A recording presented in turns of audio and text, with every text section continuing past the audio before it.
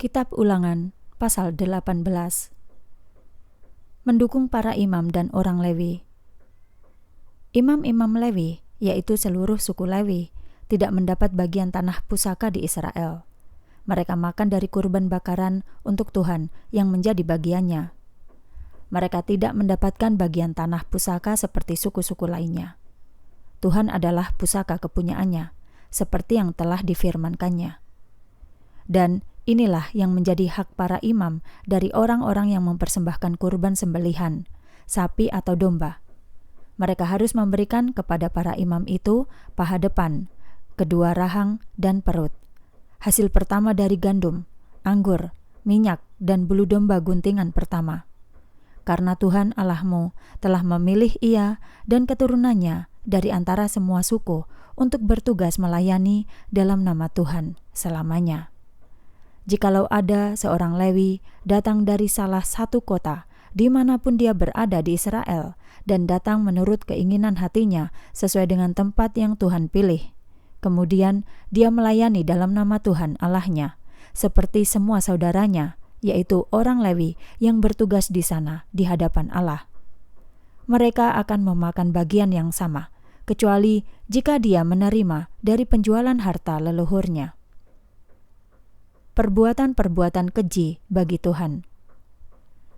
Ketika kamu memasuki negeri yang akan Tuhan Allahmu berikan kepadamu, jangan belajar kejahatan yang bangsa-bangsa itu lakukan.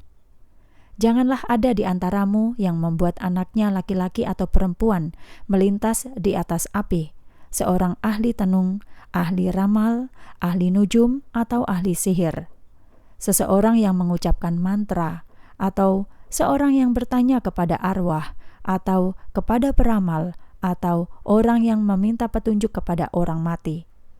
Semua orang yang melakukan hal-hal itu adalah kekejian bagi Tuhan. Karena hal itulah Tuhan Allahmu mengusir mereka keluar dari negeri ini di hadapanmu. Haruslah kamu sempurna di hadapan Tuhan Allahmu. Bangsa-bangsa yang akan kamu usir itu mendengarkan peramal atau penenung.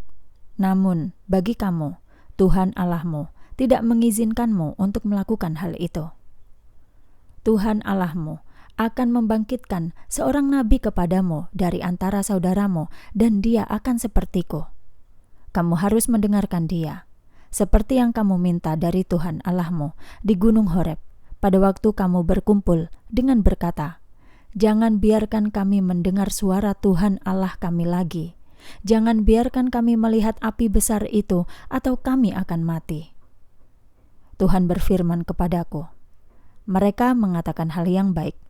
Aku akan membangkitkan bagi mereka seorang nabi sepertimu dari tengah-tengahmu sendiri. Aku akan menaruh firman-Ku dalam mulutnya, dan dia akan berkata kepada mereka segala yang Kuperintahkan kepadanya.